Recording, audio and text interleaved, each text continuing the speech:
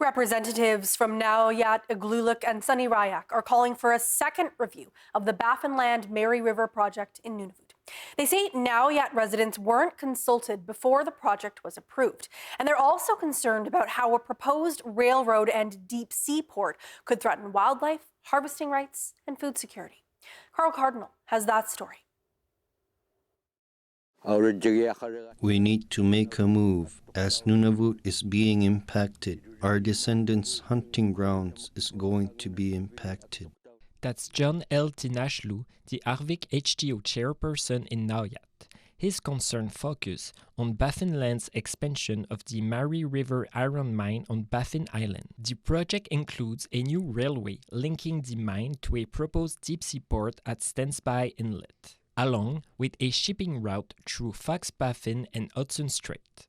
The group says the expansion could make over 200 ship transit through Fox Baffin each year, and worries the increased traffic both on the land and on the water could disrupt habitats for narwhal, walrus, and caribou. They're calling on Baffinland to find another route. The ship doesn't need to go in. If they are going in, we are going to be impacted.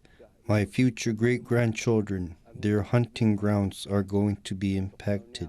We are going to be impacted, not only by the ship, on the land too. The Baffin caribou's population is rising again. If the railroad is built, the caribou population will decline again. The Nunavut Impact Review Board says the mine and port will operate year-round for at least 21 years. James Gonvalzen-Glazen is a lawyer with EcoJustice. He says community members in Naujaat were not properly consulted before approvals were granted by the NERBs in 2012. It is the law of this land, and it is the Constitution and the rights, the treaty rights of the people of Nunavut, that they must be consulted. And in this case, the expertise and the deep knowledge of these lands by the people of Naujaat, as well as Sanarayak and Igloolik, were bypassed and ignored, even as the project will change their world.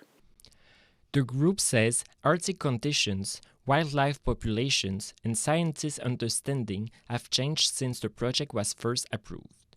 They point to increased shipping traffic in the north and newer research on how underwater noise affects marine mammals. In a written response, Baffinland says the project has undergone extensive environmental studies, monitoring, and regulatory review. The company also says public consultation on the Stensby port has been extensive, but at the time, Naujaat did not qualify to participate in the public review.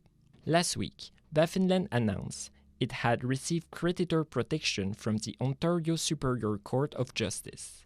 In a court document obtained by CBC, Baffinland said it doesn't have enough capital to move ahead with the expected $4 billion railway project.